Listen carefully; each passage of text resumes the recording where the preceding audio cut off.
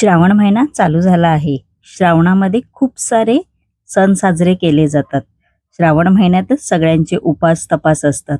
तर आज आपण एक मस्तपैकी अशी झटपट तयार होणारी उपवासाची रेसिपी पाहणार आहोत. ती म्हणजे उपवासाचे बटाटा भजी.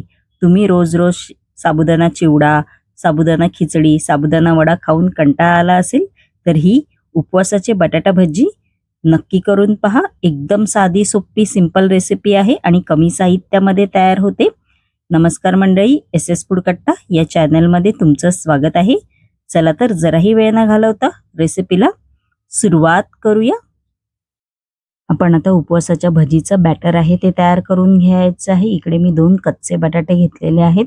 आपण आता हे बटाटे सोलून घ्यायचे आहेत. बघू शकता मी असे बटाटे आहेत ते सोलून घेतलेले आहेत. आपण आता हे कच्चे बटाटे किसून घ्यायचे आहेत. इकडे मी अशी किसणी घेतलेली आहे. आपण आता हे कच्चे बटाटे आहेत ते चांगले या किसणीवर किसून घ्यायचे आहेत. आपले बटाटे आहेत ते किसून झालेले आहेत. बघू शकता तुम्ही.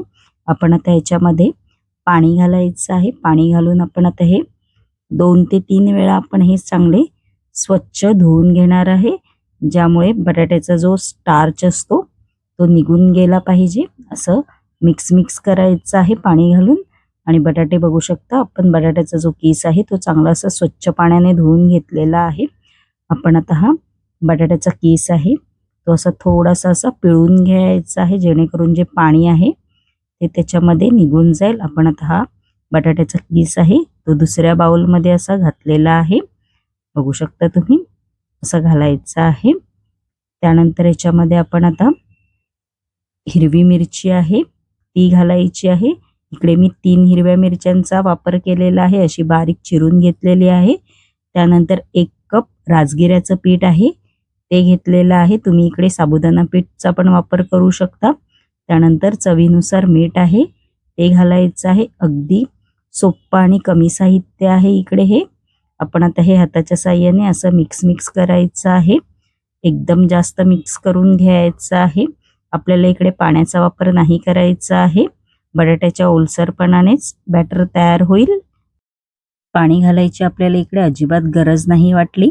बटाट्याच्या ओलसरपणानेच बॅटर आपलं तयार झालेलं आहे. आपण आता याचे मस्तपैकी असे उपवासाचे कुरकुरीत बटाटा भजी तयार करणार आहोत.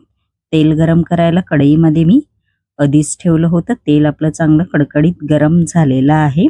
आपण आता मस्तपैकी कुरकुरीत असे उपवासाचे बटाटा भजी आहेत ते तयार करून घ्यायचे आहेत. असे छोटे छोटे मी गोळे करून घेतलेले आहेत. ते असे एक एक करून तेलामध्ये असे सोडायचे आहेत. व आपण आता गॅसची फ्लेम आहे ती मीडियम ठेवायची आहे. मीडियम फ्लेमवर मस्तपैकी असे सोनेरी कलर येईपर्यंत आपल्याला हे भजी आहेत उपवासाचे ते तळून घ्यायचे आहेत.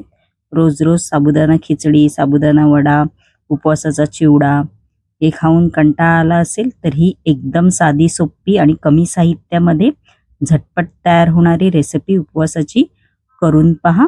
आणि मस्तपैकी बघू शकता तुम्ही आपले कुरकुरीत असे उपवासाचे बटाटा भजी तयार झालेले आहेत. तुम्ही हे असेच पण खाऊ शकता आणि गोड दही असतं त्याच्याबरोबर तर एकदम भारी चवीला लागतात. आणि माझी रेसिपी कशी वाटली कमेंट बॉक्समध्ये नक्की सांगा. आणि अशाच नवनवीन युनिक रेसिपी जर तुम्हाला माझ्या चॅनलवरती पाहायच्या असतील आणि तुम्ही जर माझ्या चॅनलवरती नवीन असाल तर नक्की एस एस फूड कट्टा या चॅनलला लाईक, शेअर अँड सबस्क्राईबर करायला विसरू नका. धन्यवाद.